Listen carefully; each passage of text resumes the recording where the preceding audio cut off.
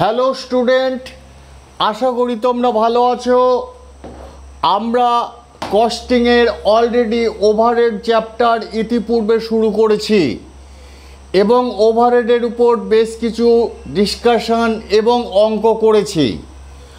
আমাদের পূর্ববর্তী লেকচারে আমরা সেকেন্ডারি ডিস্ট্রিবিউশন নিয়ে আলোচনা করেছি এবং অঙ্ক করেছি।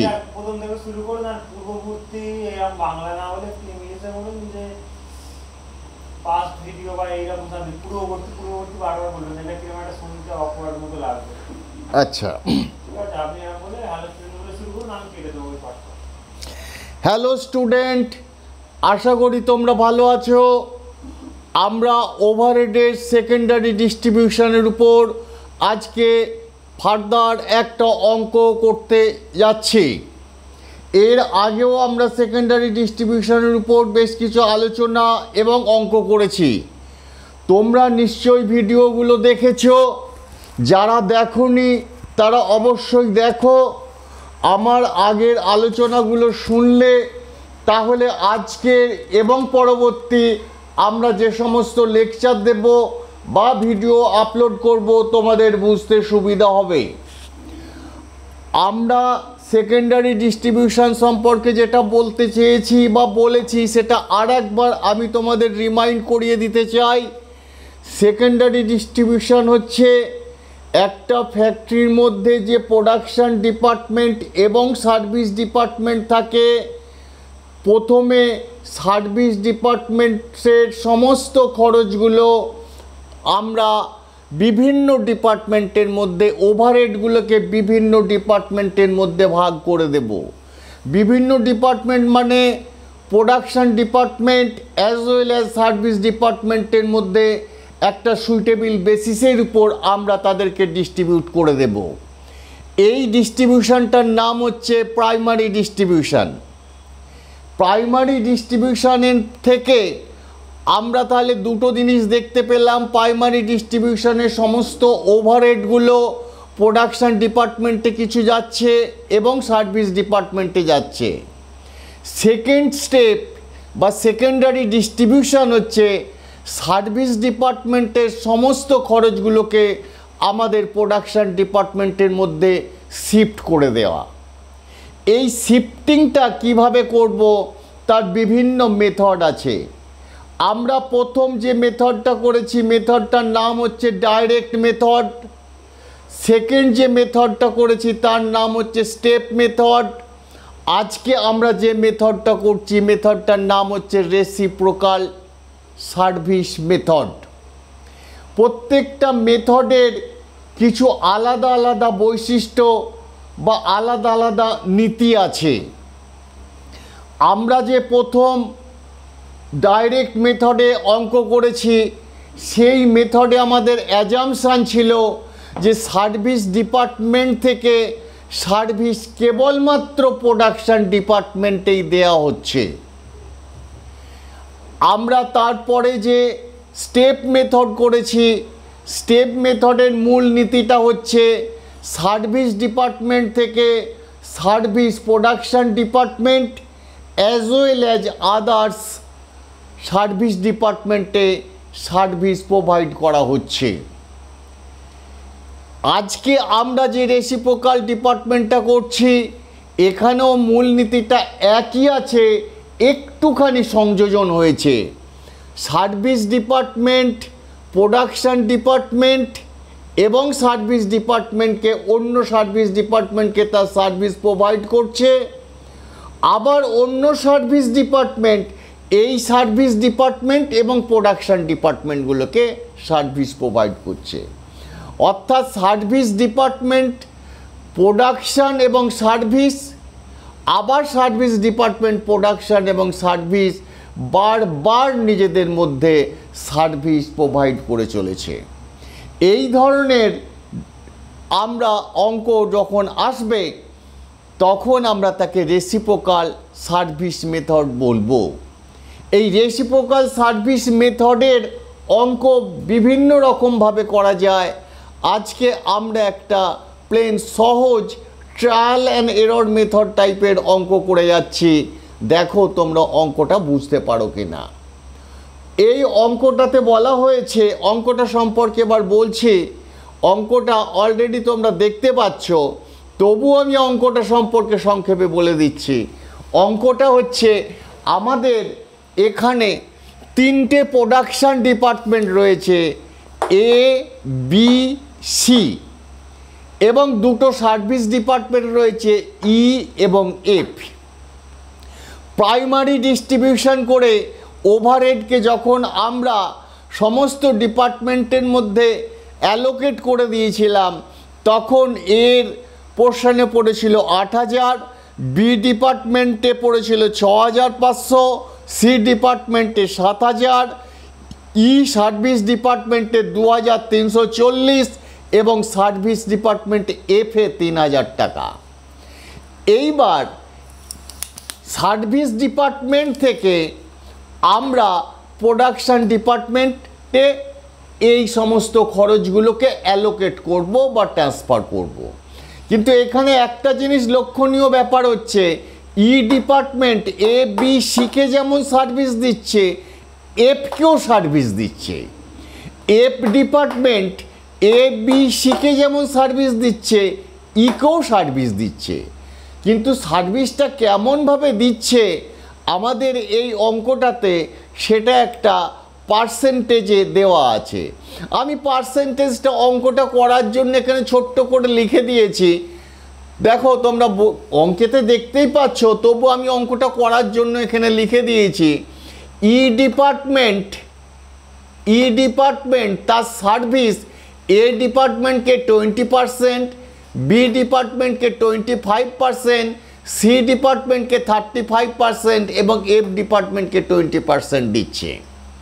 আবার এফ ডিপার্টমেন্ট এ কে 25, বি কে 25, সি কে 40 এবং ই কে 10% সার্ভিস প্রোভাইড করছে।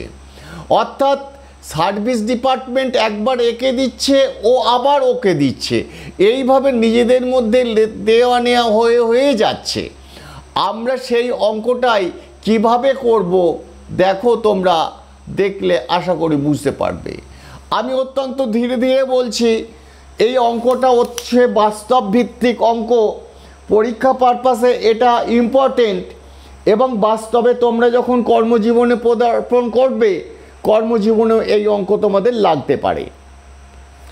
আমি সর্বপ্রথমে ইডি, তোমার যেটা মন চায় সেটা দিয়েই তুমি করতে পারো, এরকম কোনো হার্ড অ্যান্ড ফাস্ট রুল নেই।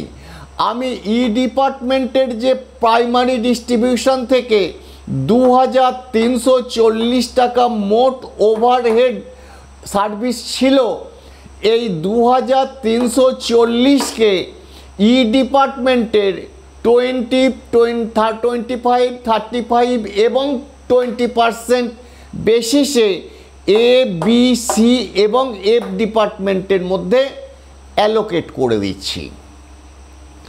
2,340কে তাই আমি এখানে মাইনাস করে দিয়েছি। এই মাইনাস করে দিয়ে যা পার্সেন্টেজ রয়েছে সেই পার্সেন্টেজ ধরে আমি অ্যালোকেট করেছি। এ ডিপার্টমেন্ট পাচ্ছে 2,300-র মধ্যে 468 টাকা, বি ডিপার্টমেন্ট পাচ্ছে 585 টাকা, সি ডিপার্টমেন্ট পাচ্ছে 819 টাকা এবং এফ ডিপার্টমেন্ট পাচ্ছে 468 টাকা। দেখো বুঝতে পারলে কি না? আমি আবার দেখাচ্ছি। ই ডিপার্টমেন্টের সার্ভিসটা, এই যে পার্সেন্টেজ দেওয়া রয়েছে, পার্সেন্টেজের ভিত্তিতে আমি সমস্ত ডিপার্টমেন্টের মধ্যে ভাগ করে দিলাম। অর্থাৎ অ্যাট দিস ভেরি মোমেন্ট ই ডিপার্টমেন্টের সমস্ত টাকাটা ডিস্ট্রিবিউট হয়ে যে এটা নীল হয়ে গেল। অপরপক্ষে ভালো করে লক্ষ্য করো, এফ ডিপার্টমেন্টে এই মুহূর্তে কিন্তু ওর নিজস্ব ছিল 3,000 টাকা এবং ই ডিপার্টমেন্ট থেকে পেয়েছে 468 টাকা। অর্থাৎ এফ ডিপার্টমেন্টের এই মুহূর্তে প্রোডাকশান বা ওভারহেড হচ্ছে 3,468 টাকা। এই 3,468 টাকা এফ ডিপার্টমেন্ট অন্য ডিপার্টমেন্টের মধ্যে ডিস্ট্রিবিউট করে দিচ্ছে। কিভাবে ভাগ করবে? 25, 25, 40, 10, এই পার্সেন্টেজে। এই পার্সেন্টেজে যদি ভাগ করা হয় তাহলে দেখো আমি এদিকে লিখেছি সার্ভিস ডিপার্টমেন্ট ই, মানে হচ্ছে ই এর সার্ভিসটা আমি ডিস্ট্রিবিউট করছি। নেক্সট লিখেছি সার্ভিস ডিপার্টমেন্ট এফ, মানে এফ এর সার্ভিসটা আমি অন্যান্য ডিপার্টমেন্টের মধ্যে ডিস্ট্রিবিউট করছি। এফ এর সার্ভিসটা কত? 3000 আর 468, 3468। তাই দেখো মাইনাস সাইন দিয়ে লিখেছি 3468। এই 3468কে আমি অন্যান্য ডিপার্টমেন্টের মধ্যে এই যে রেশিও দেয়া রয়েছে বা পার্সেন্টেজ দেয়া রয়েছে সেই পার্সেন্টেজে আমি অ্যালোকেট করে দিলাম। তাহলে এফ এর সার্ভিসটা এ ডিপার্টমেন্টে যে পড়ছে 867, 867 বিএ, সিএ পড়ছে 1387 এবং ইতে পড়ছে 347। এখন ভালো করে লক্ষ্য করো, আগে আমাদের ই ডিপার্টমেন্টের সমস্ত ওভারহেড 0 হয়ে গিয়েছিল। এখন এফ ডিপার্টমেন্ট থেকে ই এর মধ্যে সার্ভিস এসে পৌঁছেছে 347 টাকা। অর্থাৎ এখন আমাদেরকে এই 347কে আবার অন্যান্য ডিপার্টমেন্টের মধ্যে ডিস্ট্রিবিউট করতে হবে। ঠিক যা পার্সেন্টেজটা দেয়া রয়েছে সেই পার্সেন্টেজেই ডিস্ট্রিবিউট করব, শুধুমাত্র এই 347টাকে। কারণ এখানে এই পর্যন্ত 0 হয়ে গেছে, এই পর্যন্ত 0 হয়ে গেছে, সার্ভিস ডিপার্টমেন্টে এখন 347 পড়ে রয়েছে। এই 347কে আমি ডিস্ট্রিবিউট করছি অন্যান্য ডিপার্টমেন্টের মধ্যে, তাই এখানে আমি মাইনাস সাইন দিয়েছি 347। এবার এই 347টা এখানে যে পার্সেন্টেজটা দেয়া রয়েছে অঙ্কে তোমরা অলরেডি দেখতে পাচ্ছ, সেই পার্সেন্টেজে ডিস্ট্রিবিউট করে দিচ্ছি।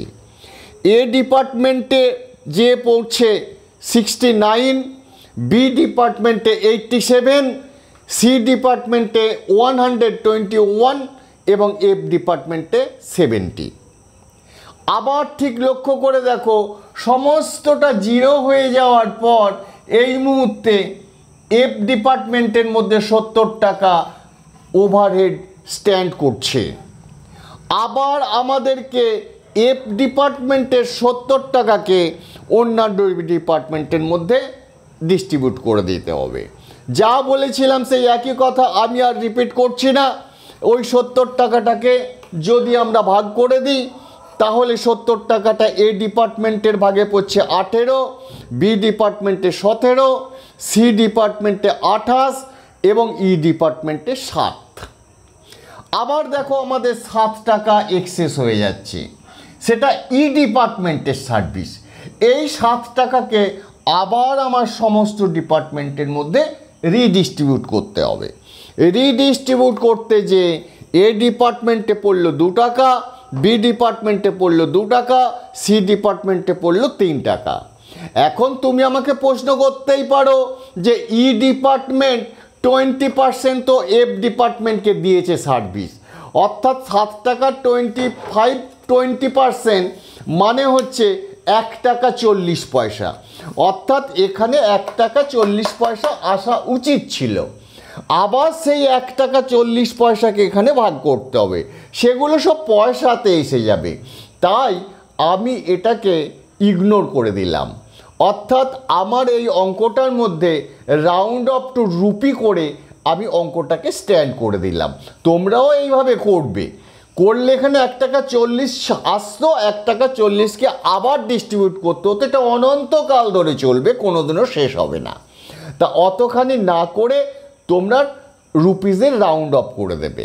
দেখো এইবার এফ ডিপার্টমেন্টের সমস্ত টোটাল করে দেখো 0 হয়ে গেছে, এফ ডিপার্টমেন্টও 0 হয়ে গেছে, ই ডিপার্টমেন্টও 0 হয়ে গেছে।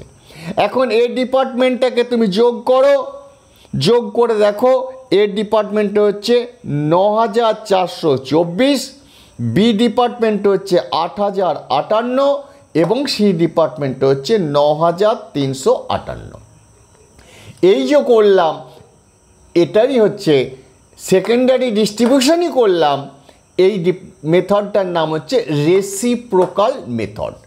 রেসিপ্রোকাল এই কারণে বলছি, এ একবার এর মধ্যে দিয়ে দিল আবার একে দিয়ে দিচ্ছে, একে দিচ্ছে, একে দিচ্ছে, একে দিচ্ছে, এই ডিপার্টমেন্টে এসে যাচ্ছে।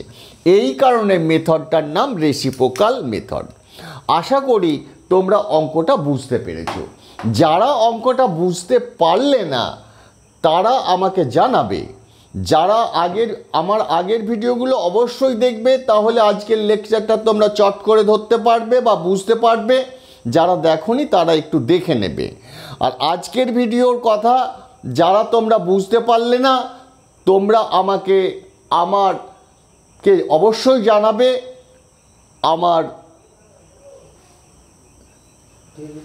আমার টেলিগ্রাম গ্রুপ তো আছে, টেলিগ্রাম গ্রুপের কথা তোমরা জানো। টেলিগ্রাম গ্রুপের লিঙ্ক তোমরা ভিডিও ডেসক্রিপশান এবং চ্যানেল ডেসক্রিপশানে পেয়ে যাবে। এছাড়া আমরা এই ওভারহেডের উপর আরও অনেক অঙ্ক করব বা অন্যান্য অনেক অঙ্ক করব। সেকেন্ডারি ডিস্ট্রিবিউশনেরও আরও অনেক মেথড করব, রেসিপ্রোকালের মেথড করব। সেই সমস্ত লেকচারগুলো যাতে মিস না হয়, অবশ্যই তোমরা আমার চ্যানেলটিকে সাবস্ক্রাইব করে নোটিফিকেশান অল করে রাখো। Thank you.